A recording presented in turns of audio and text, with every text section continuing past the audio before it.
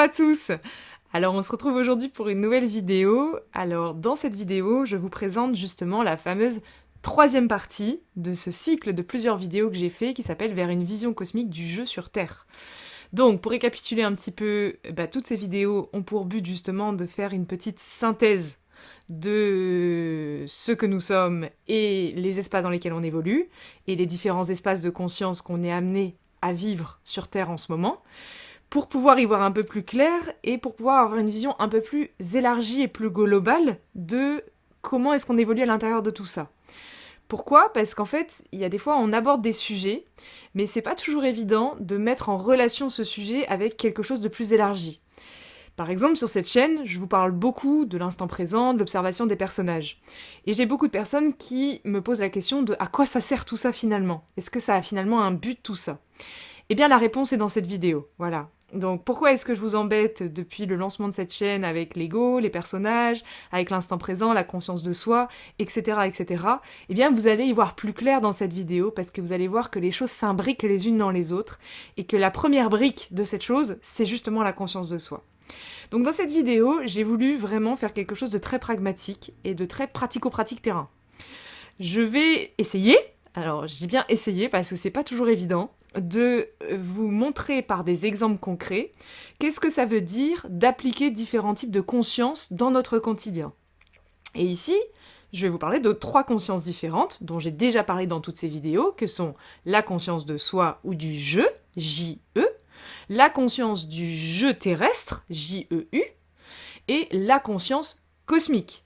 Voilà, donc ces 3 consciences-là qui s'imbriquent les unes dans les autres comme des poupées russes, d'accord ? Vous l'aurez compris. Donc dans les 2 précédentes vidéos, je vous ai expliqué en quoi ça consistait, ces différentes consciences. Je vous ai amené à l'envers du jeu, c'est-à-dire à la conscience cosmique. Mais aujourd'hui, c'est bien gentil tout ça, mais ça veut dire quoi concrètement dans le quotidien ? Et comment on fait concrètement pour appliquer ces visions-là dans le quotidien ? Parce que c'est pas le tout d'avoir accès à de la connaissance, et de savoir qu'on est dans un jeu, et de savoir qu'il y a des frères galactiques, et de savoir tout ça, ça c'est bien gentil. Mais ça ne suffit pas à appliquer cela dans le quotidien. Voilà. Et donc dans cette vidéo, je vais essayer de vous montrer par des exemples comment est-ce qu'on applique cela concrètement. Ce qu'il faut comprendre, c'est quoi ? La conscience du soi, pour reprendre un petit peu, c'est la conscience que on est effectivement dans ce petit jeu, ce petit moi. Donc ce petit moi, c'est ce personnage. Ce personnage est orchestré parce qu'il y a une histoire. Cette petite histoire, c'est notre histoire personnelle.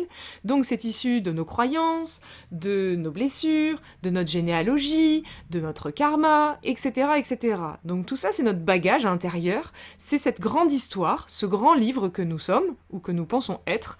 Et dans ce grand livre, il y a effectivement tout cela qui est répertorié à notre sujet. Voilà. Donc ça, c'est la conscience du soi. Eh bien, concrètement, ça se passe comment ? Quand je vais commencer à ouvrir cette conscience dans le quotidien. La conscience du personnage dans le quotidien. Je vais prendre un exemple. Admettons, vous avez été un enfant qui a connu la blessure du rejet enfant. Donc par exemple, vous aviez un père ou une mère ou les deux qui ne vous accordait pas beaucoup d'attention, qui vous a rejeté à plusieurs reprises, etc., etc. Blessure du rejet. Je décris pas comment ils vont se rejeter. Blessure du rejet. L'enfant, il vit un traumatisme. Pour lui, effectivement, papa, maman ou les deux, etc. l'ont rejeté. Donc, il va intégrer cela. Au moment où il vit ce traumatisme, eh bien, il y a quelque chose qui vient se créer. On appelle ça un personnage. Ce personnage vient se créer pour protéger l'enfant de la douleur qu'il a pu ressentir. C'est finalement à ça que sert un personnage. C'est un protecteur, c'est un gardien de ce ressenti fort qu'on a pu avoir qui permet justement à l'enfant de ne pas s'effondrer. Donc à la base, c'est pas quelque chose de négatif la personnalité, ça l'a jamais été. Et l'ego, c'est pas quelque chose de négatif non plus. C'est un protecteur. Donc ici, on a ce protecteur qui arrive et ce petit masque qui arrive. Ce masque, c'est quoi ? C'est l'enfant blessé. Et donc, qu'est-ce qui va se passer ? Eh bien, ce petit masque de l'enfant blessé, l'enfant, il va y croire.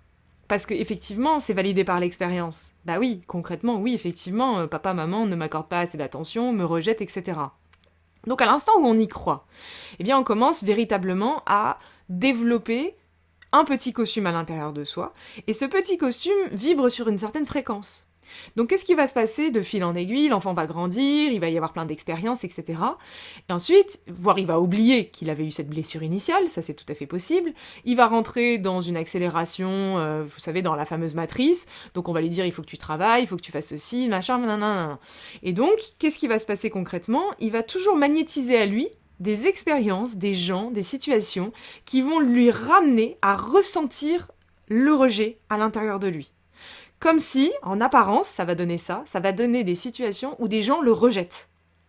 Donc peut-être que vous avez déjà senti ça dans votre vie, vous avez la sensation, et c'est validé dans l'expérience, que cette personne en l'occurrence est en train de vous rejeter. Ça va être par exemple, vous avez une bonne copine qui organise son anniversaire par exemple, et qui invite toutes les copines de la bande, et qui vous invite pas. Par exemple. Et donc vous, direct, vous voyez qu'elle vous a pas invité, vous dites « Ah, ça y est, je suis rejetée, pouf, blessure du rejet, pouf, je ressens à nouveau le rejet. » Qu'est-ce qui va se passer ici, concrètement ? Il y a deux manières d'agir. La première, c'est dire « Bah oui, c'est de la faute de la copine parce qu'elle m'a pas invité à mon anniversaire, à son anniversaire. Donc elle m'a rejetée, elle est méchante. » Ça, vous voyez, c'est quand on est bloqué dans la matrice. Quand on n'est pas conscient, quelque part. Même si j'aime pas dire ça, mais c'est quand on n'est pas encore réveillé dans le jeu, d'accord ? Dans le petit jeu, hein. Je parle toujours de la conscience de soi. Quand on commence à avoir conscience de soi, qu'on sait qu'il y a des personnages, qu'on a commencé à identifier certains personnages, et qu'on sait très bien qu'on porte la blessure du rejet à l'intérieur de soi, on le sait, parce que soit on a fait une analyse intérieure, soit on a fait, je sais pas moi, plein d'expériences qui nous ont amenés à percevoir et à pointer du doigt cet espace en nous. Dans ce cas-là, comment est-ce qu'on réagit ? La copine ne nous a pas appelés pour son anniversaire, on se sent rejeté. C'est pas de la faute de la copine. Ça, c'est la conscience de soi. C'est pas de la faute de la copine. C'est à l'instant où je ressens cette blessure du rejet qui monte en moi, qu'est-ce que je me demande ? C'est, alors, j'ai conscience aujourd'hui que je porte un personnage issu d'une blessure. Cette blessure, c'est le rejet. Ce rejet, il est toujours présent à l'intérieur de moi parce que il n'a pas été transcendé dans l'expérience. Et je le sais puisque je magnétise à moi des expériences de rejet. Donc puisque je sais tout cela, à l'instant où je dis que c'est de la faute de la copine, je fais que m'entretenir dans l'histoire. Ça me permet pas de sortir de la blessure. Ça m'enferme encore plus dedans. Parce que quand il y a un bourreau, quand on dit c'est de la faute d'eux, on rejette l'expérience. Et quand on rejette l'expérience, eh bien elle se décuple quelque part. Donc elle va revenir à nous encore plus fort. Donc on sera rejeté d'une autre manière encore derrière. Si je commence à avoir conscience du soi, donc conscience de mes personnages, qu'est-ce qui va se passer dans la scène ? Eh bien, je vais prendre conscience que si cette personne est en train, en apparence, de me rejeter, c'est parce que, et que je ressens cela comme du rejet, parce que je vous assure, la même situation appliquée à une personne qui n'a pas de blessure de rejet, ça lui fait rien du tout. Hein. Vous voyez, moi j'ai mon conjoint par exemple, petite anecdote comme ça qui m'a toujours, parce que moi je porte, je sais plus très bien, mais bon, il y avait beaucoup de rejet à l'intérieur de moi, et je me rappelle cette petite anecdote super marrante, c'était justement un exemple de ce type-là, il y avait un de ses amis qui avait organisé un truc, genre un camping ou je sais plus quoi, et puis en fait, il n'avait pas été invité. Et il avait appris ça par un autre de ses amis qui disait « Ah, est-ce que tu viens ce week-end au camping, machin chouette je sais plus, l'anniversaire de Bidule chouette, je sais plus, un truc comme ça. » Et lui, il dit « Ah je savais même pas, j'étais pas au courant, non, du coup, je viens pas, de toute façon, je suis occupé. » Et lui, il a pas bougé un sourcil. C'est-à-dire, lui, moi, je l'ai regardé avec des yeux comme ça. Je dis « Quoi ? Machin, il t'a pas invité ? Non mais attends, mais c'est dégueulasse, c'est pas sympa. C'était il y a quelques années, hein. C'est dégueulasse, c'est pas sympa. Non mais tu vois pas comment il te rejette. Non. Moi j'ai commencé à m'exciter comme ça, à ressentir le rejet à l'intérieur de moi, de la colère, etc. Et lui il me regarde, il dit non, enfin il a le droit d'inviter qui il veut, enfin je m'en fous. Tu vois ? Donc ça veut bien dire que la manière avec laquelle je perçois la chose dépend de ce que je porte à l'intérieur de moi. Moi, j'étais déjà tout en foufelle en me disant « Mais c'est honteux, c'est pas normal, nanana » et commencé à m'énerver. Alors que lui, il était tout simplement tranquille, ça lui avait rien fait du tout. Mais rien du tout. Alors les gens qui me diront « Oui, mais les mecs, ils sont plus dans le lâcher-prise. » Oui, mais non, j'ai des exemples aussi avec d'autres femmes. Donc ici, ce que je suis en train de vous dire, c'est que quand on commence à avoir conscience du personnage, on se rend compte que c'est notre personnage qui réagit à la scène. Donc, ça veut donc dire que si j'observe le personnage en train de réagir, je sors de la scène. Donc c'est en aucun cas la faute de l'autre. L'autre est juste l'artisan du divin, finalement, qui me permet de percevoir mon personnage qui entre en jeu et qui entre en scène. Alors c'est pas agréable, hein. Je suis pas en train de dire que c'est facile non plus, hein, parce que à l'intérieur de nous, on a des personnages qui sont pas tous très sympathiques. Et puis il y a ceux dont on a conscience et ceux dont on n'a pas encore conscience. Donc ceux dont on a conscience, finalement, c'est le plus facile, même si c'est désagréable sur le moment. On sait qu'on porte le rejet. Donc, je veux dire, 1 fois, 2 fois, 15 fois, 50 fois, au bout de la 50e fois où on est rejeté, on commence à se remettre en question. Mais quand quelque chose de différent se présente à nous, où on n'a pas encore mis en lumière ce personnage, et qu'on est en train de le découvrir, c'est beaucoup plus dur. Parce que là, on va avoir tendance encore à repousser à nouveau et à dire non, non, mais là, c'est carrément de sa faute. Alors qu'en fait, en vérité, bah non. Si ça me fait quelque chose, c'est bien qu'il y a quelque chose à l'intérieur de moi qui fait cela. Donc c'est bien qu'il y a un truc qui est dérangé. Je dis souvent, si tu réagis à une expérience, si tu es blessé par une expérience, c'est parce qu'à l'intérieur de toi, tu portes quelque chose qui est blessé. Donc, la conscience du soi, c'est quoi? Appliqué à cet exemple, par exemple, eh ben, c'est de se dire « Ah, je perçois cela. Je prends conscience que cette personne n'est absolument pas en train de me rejeter. C'est moi qui interprète cela, à travers ma blessure. Et c'est moi qui en fais une histoire personnelle, à travers ma blessure, parce que mon personnage est en train de réagir à cela. Donc, qu'est-ce que je fais dans ce cas-là? Eh bien, j'ai de la gratitude pour la personne. Je remercie cette personne de m'avoir permis d'observer cela à l'intérieur de moi. Et c'est pas parce que j'ai réussi à le faire une fois que ça y est, c'est fini, hein. Donc, ce que je veux dire par là, c'est que la conscience du soi, c'est quelque chose qui se cultive d'instant en instant. Parce qu'à chaque instant, il y a des nouvelles expériences qui se présentent et qui, justement, nous amènent à faire cet exercice 1 milliard de fois dans la journée. Voilà. Donc ça, c'est un petit exemple qui permet de vous rendre compte de ce que c'est que d'appliquer la conscience du soi dans l'instant. C'est finalement, si je devais résumer, ce n'est jamais de la faute d'autrui. Voilà. C'est ça en fait, si je dois résumer la conscience du soi. C'est forcément, si quelque chose me blesse, c'est qu'il y a un espace en moi qui n'a pas été vu, qui n'a pas pu être transcendé, qui n'a pas pu être guéri ou observé, etc., etc. Donc, littéralement, votre quotidien, il évolue déjà. Vous faites l'économie de toutes vos réactions inconscientes qui consistaient sans cesse à fuir l'expérience, à rejeter l'expérience, à dire non à la vie parce que vous vouliez pas cela, c'est comme ci, comme ça, comme ça. Là, vous vous ouvrez à la dimension de ce que c'est que la vie, en fait, tout simplement. Et vous acceptez que parfois, ça puisse ne pas être agréable, parce que justement, c'est le but du jeu que de venir nettoyer, donc venir projeter, expérimenter cet inconfort qu'on porte en nous dans la matrice, pour pouvoir le transcender. Voilà. J'espère m'être fait comprendre. Ça, c'est la conscience du soi. Voilà. Donc c'est déjà une étape énorme, parce qu'il faut s'imaginer qu'avant d'avoir conscience de ça, bah, on n'a même pas conscience qu'on est colonisé H24 par des personnages, en fait. On a juste l'impression que, bah oui, moi je suis comme ça, moi je suis comme ci, et on se définit à travers notre personnalité, et on croit qu'on est ça. Quand on commence à avoir conscience du soi, on commence à prendre conscience qu'en fait, nous ne sommes pas ça. Mais que cela est projeté.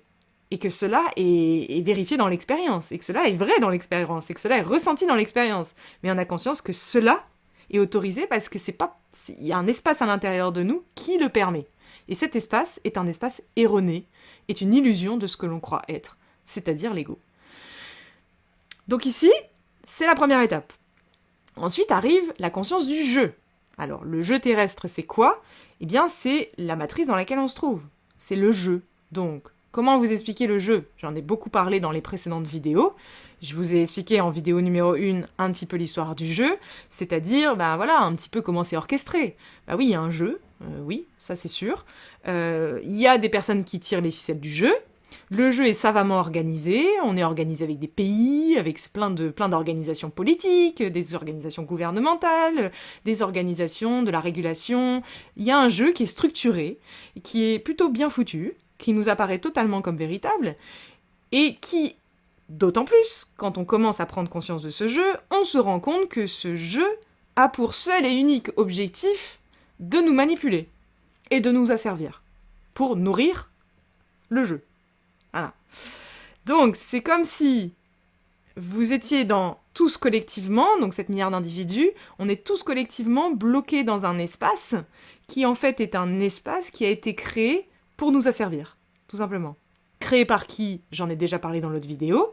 Pourquoi ça a été créé? J'en ai déjà parlé dans l'autre vidéo. Donc regardez la vidéo numéro 1 et la vidéo numéro 2, parce que c'était tout l'intitulé de la vidéo. Donc ce jeu terrestre, quand on commence à se réveiller dans le jeu, parce que c'est ça en fait ce qui se passe, si vous arrivez à vous poser la question du jeu, c'est que vous êtes en train de vous réveiller dedans. Parce que tant qu'on n'a pas conscience déjà de soi, on a du mal à avoir conscience du jeu, tout simplement. Donc la conscience du jeu, c'est un premier réveil. C'est-à-dire d'un seul coup, on se réveille. C'est souvent ce qui se passe quand on se réveille d'un coup. On prend conscience qu'on n'est pas le personnage, mais qu'en plus de ça, on est bloqué dans une matrice collective qui est orchestrée depuis des espaces tout sauf lumineux et qui a pour but de nous asservir. Voilà. Et on prend conscience de ça. Et on commence à percevoir que tout ce qui est créé au niveau sociétal, gouvernemental, au niveau politique, au niveau environnemental, au niveau machin chouette bidule chouette, tout cela a été créé avec un seul et unique objectif, l'asservissement de masse. Et la manipulation de masse. Donc évidemment, ce réveil-là, il n'est pas du tout agréable. Hein. C'est beaucoup plus facile, je dis souvent, de rester endormi dans le jeu, parce que finalement, on se rend pas compte. Mais quand on commence à se réveiller, on peut pas faire comme si on le savait pas. Je veux dire, on se rend compte qu'on est totalement manipulé. À travers les médias, à travers la politique, à travers l'argent, à travers la sexualité, à travers le pouvoir, à travers etc., etc. Il y a des sujets encore que j'ai pas abordés sur cette chaîne qui sont un peu délicats à aborder. Donc ici, on se rend compte de tout ça. Mais c'est bien gentil de se rendre compte. Mais qu'est-ce que ça veut dire concrètement dans le quotidien de se rendre compte de ça ? Par exemple, la conscience du jeu terrestre, c'est commencer progressivement à percevoir tout ça. Mais dans un quotidien, ça va se traduire par... Vous avez, par exemple, vous êtes face à des situations, je sais pas moi, vous êtes indigné devant la faim dans le monde. Devant, il peut y avoir plein d'exemples, mais devant les inégalités sociales, par exemple. Bah oui, parce qu'il y a des pauvres et il y a des riches dans le jeu. Ah oui, c'est un peu fait exprès, vous voyez. Donc, il y a de la grosse inégalité sociale. Il y a des personnes qui usurpent notre pouvoir en permanence. Il y a des personnes qui nous manipulent. Donc, la personne qui commence à avoir conscience de ça, là, il y a un piège immense qui s'ouvre. Et c'est le piège dans lequel l'humanité tombe en ce moment. C'est le piège de la lutte. Parce qu'en fait, puisque tu commences à prendre conscience qu'on est manipulé, au début, la première réaction de l'être humain, c'est de se mettre en colère. C'est de lutter contre le jeu et de penser que moi, petit machin, je vais pouvoir changer les règles du jeu. Alors qu'en fait, non, tu ne peux pas changer les règles du jeu. C'est un jeu qui est orchestré depuis un espace beaucoup plus avancé que le nôtre technologiquement parlant. Donc c'est un espace qui a des années-lumière d'avance sur nous et qui ne peut pas être démantelable en fait par l'être humain depuis cet espace. Il peut être démantelable autrement et j'y viendrai avec la conscience cosmique justement.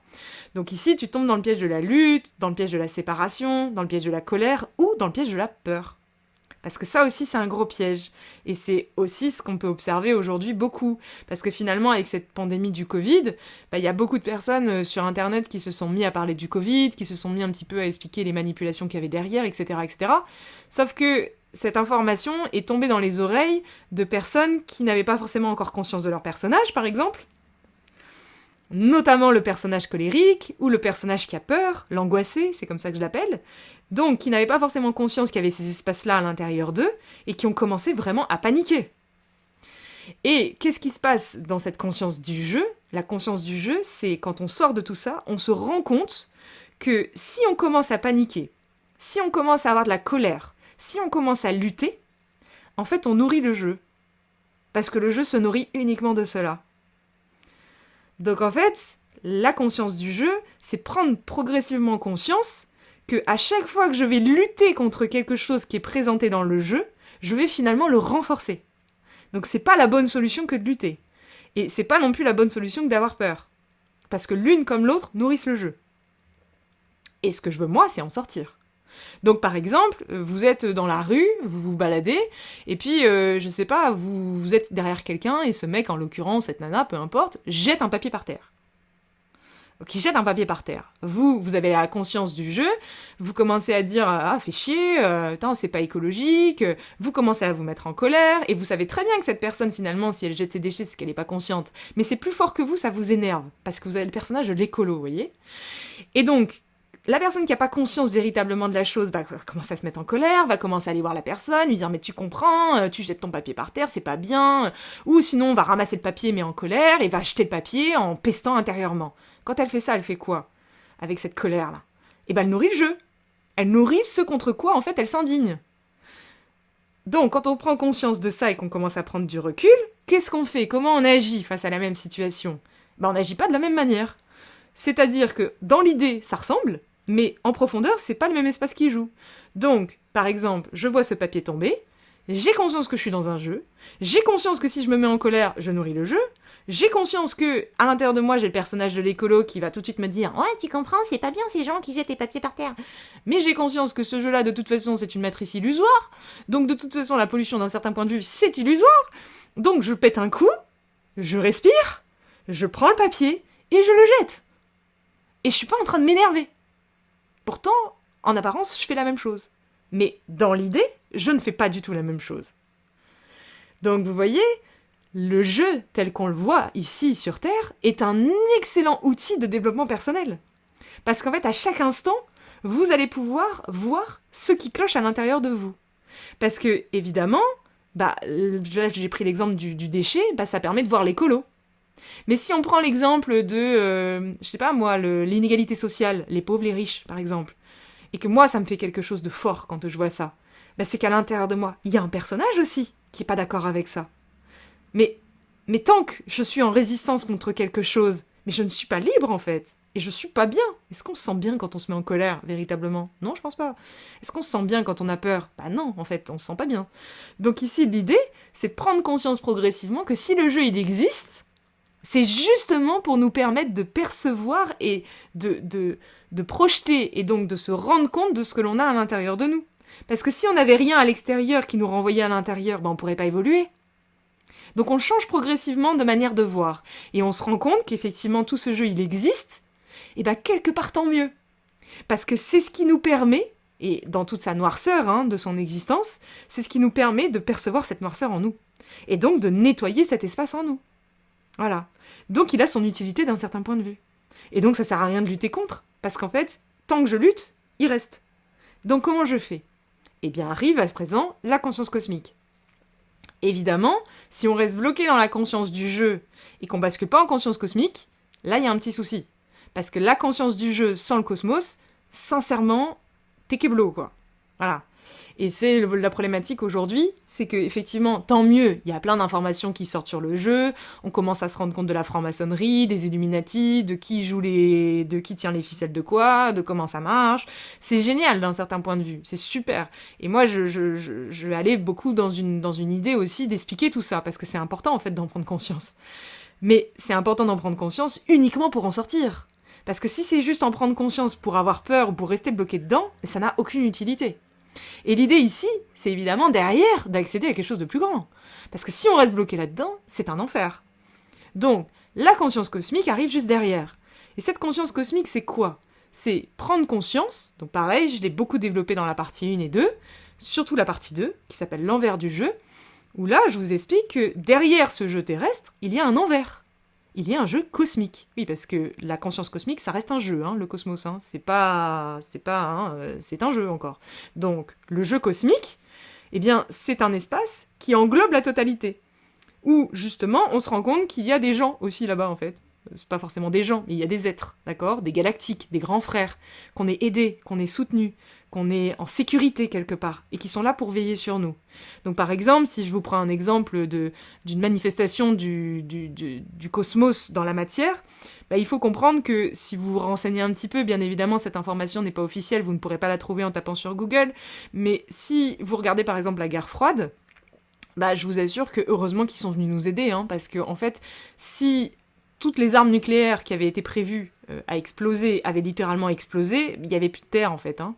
Donc en fait, ces êtres sont venus désamorcer les 90% de l'arme nucléaire qui avait été prévue pendant la guerre froide, pour éviter qu'il y ait quelque chose qui vienne déranger l'organisation du cosmos. Il faut comprendre que la planète Terre, dans ce jeu, dispose du libre arbitre. Donc en fait, ils n'ont pas le droit d'intervenir vis-à-vis de nous, mais ils ont le droit d'intervenir uniquement quand ça touche à l'organisation cosmique. Et en l'occurrence, pendant la guerre froide, heureusement qu'ils sont intervenus. Parce que sinon, en fait, c'était problématique. Donc effectivement, on est soutenu, on est aidé, et cette conscience cosmique, c'est quoi? C'est développer cette foi inébranlable, en fait. C'est prendre conscience qu'on n'est pas seul dans l'univers. Donc c'est sortir de la planète Terre, de la Terre, le centre de l'univers, et se rendre compte qu'en fait il y a plein de planètes, il y a plein de galaxies, qu'il y a plein d'êtres partout, et que ce qui se passe sur Terre se passe aussi au niveau galactique en fait, et qu'il y a des êtres dont la mission est de réguler tout cela. Voilà. Comme des Gandhi de l'espace, quoi, vous voyez, un peu l'idée, quoi. Il y en a plein, en fait. Voilà. On a une confédération intergalactique qui gère plein de choses, et on a des êtres qui sont des référents par rapport à certains systèmes solaires, et qui visent justement à aider à l'évolution de ces systèmes solaires. Donc il y a toute une organisation, vous voyez, au niveau politique, nous, on voit les choses avec des gouvernements, des pays, des régions, etc. Au niveau du cosmos, c'est la même chose, en fait. Il y a une organisation aussi, et c'est très bien structuré. Voilà. Et tout est à sa juste place. Et quand on commence à rentrer dans cette conscience-là, on prend conscience que tout est à sa juste place. Et que tout ce qui est a une raison d'exister. Et que si cela est permis, c'est que cela est utile. Et si cela est autorisé, c'est que cela est pour nous aider. Et qu'en fait, même si en apparence dans le jeu, c'est l'angoisse, c'est désastreux, c'est hyper dark, en réalité, depuis l'espace cosmique, on prend conscience que si cela existe, c'est que ça a une utilité pour nous faire cheminer vers plus d'amour. Alors que quand on est dans le jeu, on a du mal à percevoir cela. Au début, on voit pas grand-chose qui ressemble à de l'amour. Voilà. On voit plutôt beaucoup de haine, de colère et de noirceur. Quand on bascule là-dedans, on se rend compte que waouh, en fait, tout est bien mis, tout est super bien orchestré, il y a une intelligence derrière tout ça, et que cette intelligence, elle est divine. Même si le jeu est créé par nous, hein, mais il y a quand même une intelligence qui structure la totalité. Voilà. Et cette intelligence vient de cet espace, et d'espaces plus élargis également. Et donc ici, cette conscience cosmique appliquée au quotidien, ça se traduit comment ? Parce que c'est ça, en fait, qui est intéressant. Quand on applique la conscience cosmique au quotidien, en fait, il faut comprendre qu'il n'y a plus d'espace pour la peur, pour l'angoisse, pour la colère, pour la tristesse. Si on est véritablement dans la conscience cosmique au quotidien, cela n'a plus d'espace. Cela n'existe plus, en fait. Parce qu'il y a une telle conscience de l'éternité, il y a une telle conscience, il y a une telle foi, il y a un tel amour, il y a une telle ouverture, il y a un tel détachement par rapport au jeu, puisqu'on sait que derrière il y a autre chose, qu'il n'y a plus de... Les émotions basses n'ont plus leur place en fait à l'intérieur de nous. Donc il faut comprendre que c'est difficile de trouver des exemples du coup de comment est-ce que ça s'applique, parce qu'en fait c'est quelque chose qui est vibré dans le moment. C'est un profond détachement. Mais c'est pas un détachement égoïste, parce qu'il y a beaucoup de gens qui confondent le détachement et le détachement. C'est pas un détachement je m'en foutiste, c'est un détachement de grande compassion. Donc c'est par exemple, vous êtes dans votre vie, vous avez dans votre famille quelqu'un qui souffre, véritablement, un problème psychique, qui a beaucoup de mal en ce moment avec l'ascension de la Terre, qui a pu avoir un décès dans sa famille, bref, qui est dans une extrême souffrance, d'accord ? Cette personne vient vous voir, parce que justement, vous êtes bien, d'accord ? Elle vient vous voir, et puis elle commence à vous dire que ça va pas du tout, que peut-être elle a envie de se suicider, que elle commence à vous faire un petit peu du chantage affectif aussi, elle vous dit qu'en fait, elle s'est beaucoup sentie seule ces derniers temps, parce que vous l'avez pas beaucoup appelée, parce que ceci, vous voyez, un peu ce genre de personne. C'est quelqu'un de votre famille que vous aimez profondément, hein. C'est pas du schmoll dans la rue. Hein. Et quand on a la conscience cosmique et qu'on l'applique à cette situation, qu'est-ce qui se passe ? On entend, on a beaucoup de compassion pour cette personne, mais cette personne ne nous déstabilise pas. Parce qu'en fait, il n'y a pas d'espace à l'intérieur de moi qui réagit avec cela. Puisque tout a été nettoyé à travers la conscience du jeu et la conscience du petit jeu. Donc en fait, cette personne, elle vient à moi, je l'entends, je le perçois, voire je peux ressentir ce qu'elle ressent, je peux me mettre à sa place, j'ai de l'empathie pour elle. Mais en aucun cas, cela m'affecte. Ou cela me déstabilise. Ou cela me met un stress. Non. J'ai beaucoup d'amour pour cette personne, je lui envoie beaucoup de compassion, mais je sais que ce qu'elle est en train de vivre est juste pour elle. Alors, d'un certain point de vue terrien, quand on est bloqué dans la 3D et qu'on est face à des gens comme ça, souvent on est taxé d'égoïsme, hein, ou on est taxé d'insensibilité, ou de manque d'empathie. Alors qu'en réalité, c'est un véritable amour. Parce que imaginez, vous êtes maman par exemple, vous êtes parent, vous avez des enfants. Quelle est la plus grande preuve d'amour que vous pouvez avoir envers vos enfants ? Si ce n'est que de les laisser librement expérimenter ce qu'ils doivent expérimenter. Même si vous savez que c'est pas forcément bon pour lui, que ça va pas forcément l'amener dans la bonne direction. Mais lui, il a besoin de l'expérimenter pour s'en rendre compte. Le véritable amour, c'est quoi ? Mais c'est le laisser expérimenter ce qu'il doit expérimenter pour se rendre compte par lui-même. La peur, ça va être de dire « Non, je veux pas que mon enfant expérimente ça parce que on sait jamais, il pourrait se blesser, il pourrait ceci, il pourrait cela. » L'amour, c'est « Oui, vas-y, goûte. » Donc ici, c'est cette conscience-là. C'est cette conscience de dire « Oui, en fait, toi, t'en as pas conscience peut-être. Toi qui es face à moi et qui me parle de tout ça, t'en as peut-être pas conscience. Mais moi, je te vois. Et je vois que derrière ton drame, il y a un être lumineux qui ne demande qu'à être dévoilé. Et que l'expérience que tu es en train de vivre aujourd'hui, aussi ingrate soit-elle, aussi désastreuse soit-elle, aussi difficile soit-elle, et bah tu vois, cet être, ça lui permet de se dévoiler. Donc, si je rentre dans ton drame, si je commence à réagir à ton drame, je t'entretiens dans ton drame et je fais perdurer le drame. Et en cela, je ne suis absolument pas en train de t'aimer. Voilà. Donc la conscience cosmique, c'est quelque chose de très profond. Et c'est la même chose dans chaque étape de la vie. C'est aussi, vous voyez là, c'est quelqu'un qui vient comme ça par exemple. Mais ça peut aussi être quelqu'un qui essaye de vous attaquer.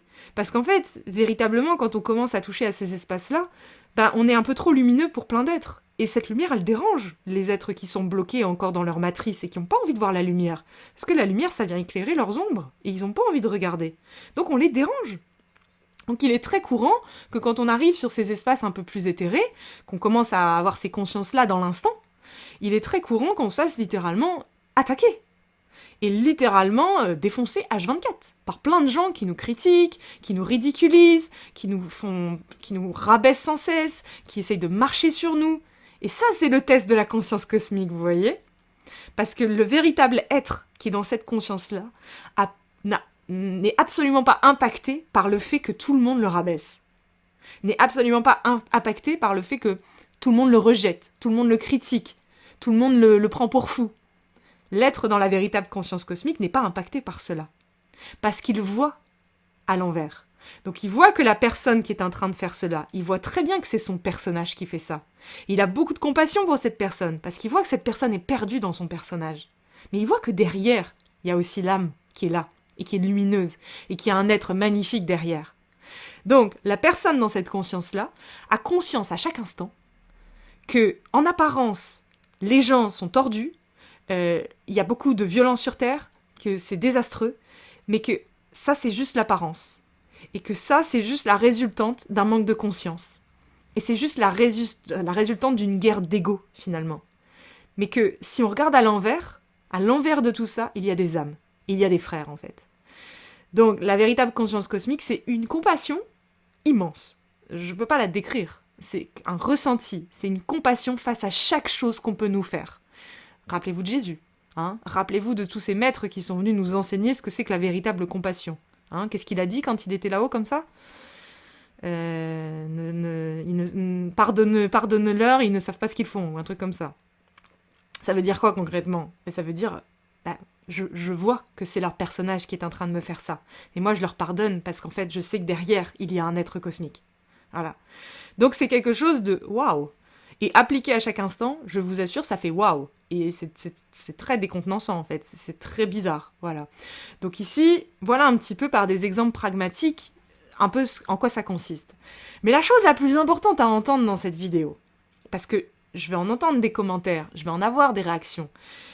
Bah oui, mais moi par exemple, je suis au courant de tout ça. Je suis au courant, j'ai lu plein de bouquins, je suis au courant qu'il y a la conscience cosmique, je suis au courant qu'il y a un jeu sur Terre, j'ai étudié tout le jeu, je sais qui sont les Illuminati, je sais comment ça fonctionne, j'ai regardé tous les personnages, je sais, à l'intérieur de moi, j'ai fait une psychothérapie, je connais toutes mes blessures, je ceci, je cela, nanana, je suis le bibliothécaire, le singe savant, j'ai conscience de tout, voire le millimètre, vous voyez ?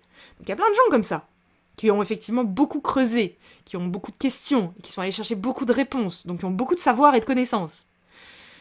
Et qui pourtant sont toujours bloqués. Pourquoi ? Parce qu'en fait, cette conscience-là, si elle n'est pas appliquée dans l'instant, elle ne peut pas être intégrée. Donc c'est bien sympa de le savoir, mais encore faut-il l'appliquer. Ce que personne ne comprend ici, c'est que tant que cela n'est pas appliqué dans l'instant, cela ne peut pas être intégré. Donc la conscience se dévoile à elle-même dans l'instant, pas 10 heures après. Dans l'instant. Donc, c'est comment je chemine vers l'instant présent. Il n'y a que depuis l'espace du présent que ces consciences-là s'intègrent. Et quand elles s'intègrent, ça se guérit et ça se transforme de lui-même. Il n'y a plus d'histoire de « j'ai guéri ma blessure ». Non. C'est pas une histoire de « j'ai guéri ma blessure ». Ça s'est fait tout seul, en fait. Ça s'est fait tout seul, parce qu'en fait, j'étais dans le présent à ce moment-là. Et au moment où il y a quelqu'un qui m'a profondément rejeté, où j'ai senti vraiment le rejet monter à l'intérieur de moi, où je me suis limite revue enfant en train d'hurler parce que quelqu'un me rejetait, à ce moment-là précis, j'ai eu conscience que c'était mon personnage. Et à ce moment précis, ça a fait « waouh ». Et là, j'ai intégré quelque chose. Tant que je me dis que non, non, non, non, non, non, j'intègre rien du tout. Donc, la véritable clé de tout ce que je dis et de tout ce que je raconte sur cette chaîne, c'est l'instant présent. Et comment est-ce qu'on chemine vers l'instant présent ? L'instant présent, c'est pas du tout quelque chose qui est à la mode. Hein. Personne ne vous parle de l'instant présent parce que c'est ronflant. Hein. Il y a un super mec qui a écrit un bouquin sur le pouvoir du moment présent. Bah, tout le monde me dit oui, mais il est chiant ce livre. Hein, écartolé, il est un peu chiant, c'est ronflant. Gna gna. Bah, n'empêche qu'il faudrait peut-être commencer par le début. Hein. L'instant présent, c'est quoi ? Mais c'est être présent, attentif, ici et maintenant. Mais comment est-ce qu'on est ici et maintenant ? Bah, on est attentif, on est concentré, on est vigilant. Donc, être concentré, vigilant, attentif. Est-ce que je suis véritablement concentré, vigilant, attentif ? Bah non, en fait, je suis toujours en train de penser 1 milliard de trucs dans ma tête, j'ai 1 milliard de pensées, je me perds toutes les 3 secondes 5 dans 1 milliard de films intérieurs. Tiens, lui, il m'a dit ça, nan, nan, nan, nan, nan. Je suis concentré, vigilant, attentif, là ? Pas du tout. Donc, concentré, vigilant, attentif. Ça se cultive. Ça s'apprend. C'est pas quelque chose qui est inné, hein. Genre, tu t'endors la nuit, tu te réveilles le matin, ça y est, t'es concentré, attentif et vigilant. C'est pas un truc genre, tiling, bonjour, je vous apporte la concentration, la vigilance et l'attention. Ça se passe pas comme ça. C'est quelque chose qui demande un peu de travail. Hein, un petit peu de dur labeur. Et voilà, c'est vraiment ça. C'est un travail de femme. C'est-à-dire un dur labeur. Mais en même temps, un jeu d'enfant. Hein, faut le prendre à la rigolade. Donc, concentration, vigilance, attention à chaque instant. Pourquoi ? Parce que si je suis pas concentrée, bah là-dedans, il se passe 1 milliard de trucs et je suis pas concentrée, donc je le perçois pas. Je rappelle que la pensée est créatrice. Donc le point de départ, c'est la pensée. Donc tant que je n'ai pas conscience de mes pensées, bah, je crée n'importe quoi. Tout le temps. Et donc je me perds dans ma propre création. Et je fais perdurer le drame. Et je fais perdurer l'illusion. Donc comment est-ce qu'on sort de tout ça, si ce n'est que par la présence ? Vous pourrez connaître toutes les planètes de cosmos, vous pourrez connaître tous les noms des Vénusiens, vous pourrez connaître tous les archanges de la planète. Tant que vous ne serez pas dans le présent, il n'y a rien qui changera. Et ça, c'est difficile pour l'ego, qui n'a pas du tout envie de faire un effort. Qui a surtout envie de vous faire croire que c'est pas ça la clé. Parce que si c'est ça la clé, ça serait beaucoup trop simple. Et ça voudrait dire que pendant toutes ces années, j'ai cherché un truc et qu'en fait, c'était juste devant mon nez, là, comme ça, là. C'était juste le présent, en fait. Et c'était juste reprendre conscience de mes pensées. C'était ça la clé. Et ça fait des années, ça fait 10 ans, 20 ans, 30 ans, 50 ans que je cherche. Et en fait, elle est en train de me dire que c'est ça la clé. Non, mais moi, je veux pas le croire. Non, ça serait beaucoup trop simple. Donc ici, ce que je suis en train de dire, c'est que tant que tout cela n'est pas vécu, réalisé dans l'instant, cela ne peut pas s'intégrer à l'intérieur de soi. Donc, la clé reste l'instant présent. Et quelle est la meilleure manière de cheminer vers cet instant ? C'est en développant cette concentration à chaque instant. Et cette concentration, elle se développe. C'est comme un coureur qui va s'entraîner pour gagner les JO. Il s'entraîne. Eh bien, il faut s'imaginer que la présence nécessite un entraînement au départ. C'est comme un muscle. On ne devient pas musclé du jour au lendemain. Ça demande un minimum d'entraînement. C'est comme un enfant. Il ne sait pas marcher du jour au lendemain, ni courir du jour au lendemain. Ça demande un entraînement. Eh bien, cet entraînement-là, on en a besoin pour justement toucher à cette présence, reprendre conscience de ce qui se passe à l'intérieur à chaque instant. Et ensuite, on prendra conscience des scènes qui se présentent à nous dans cet instant. Mais déjà, prenons conscience de ce qui se passe à l'intérieur de nous. Ça serait déjà énorme. Ensuite, la scène. Ensuite, la scène plus élargie. Ensuite, le cosmos. Voilà. Donc ici, ce que je suis en train de vous dire, c'est un véritable encouragement. Parce qu'en fait, c'est énorme. C'est si, à l'issue de cette vidéo, vous vous dites mais ouais, en fait, après tout, ça peut vraiment être ça. Je vais essayer, je vais m'entraîner. Par exemple, je vais méditer tous les jours. Pas pour me perdre dans l'astral, pas pour faire des visualisations de pépéta ou schnock, pas pour ça. Je vais méditer pour apprendre à me concentrer. Je vais regarder une bougie pendant 15 minutes. Et à chaque fois que je vais penser à un truc, je vais re-regarder la bougie pendant 15 minutes. Et je vais me concentrer sur la bougie. Il n'y aura plus que la bougie. Et tant qu'il n'y aura plus que la bougie, je continuerai, je persévérerai. Et quand je vais méditer, je vais me concentrer sur mon souffle. Et à l'instant où j'aurais perdu la conscience de mon souffle, je vais recommencer. Encore. 1 milliard de fois si nécessaire. Et un jour, je fermerai les yeux et en 10 secondes, je serai concentré. Et un jour, j'aurai plus besoin de fermer les yeux. Et la méditation, ça sera le quotidien. Et là, je serai concentré dans le quotidien. Et je serai attentif. Et j'aurai même plus besoin de me le rappeler, je le saurai. C'est ça qui est magnifique. C'est qu'à force, ça s'intègre. Et on n'a plus besoin de se dire, il faut que je sois concentré. Nous sommes concentrés. Mais ça nécessite un travail. Voilà. Donc je ferai des vidéos sur cette chaîne un peu plus pragmatiques, avec des outils pour vous expliquer comment on se concentre, tout simplement. Puisqu'en fait, la concentration est le point de départ pour toucher à l'instant présent, qui permet par la suite d'intégrer ces différentes typologies de conscience dans l'instant. Voilà. Et donc de véritablement évoluer, et pas d'évoluer en se racontant une histoire, d'évoluer véritablement, et de véritablement devenir la meilleure version de soi-même, et pas une idée de la meilleure version de soi-même. Voilà. Donc, merci à tous pour votre écoute. N'hésitez pas en commentaire à laisser vos questions. Moi, ça me permet de rebondir et ça me permet de répondre au fil des vidéos à toutes ces questions. Et je vous remercie beaucoup pour votre écoute. À très très vite.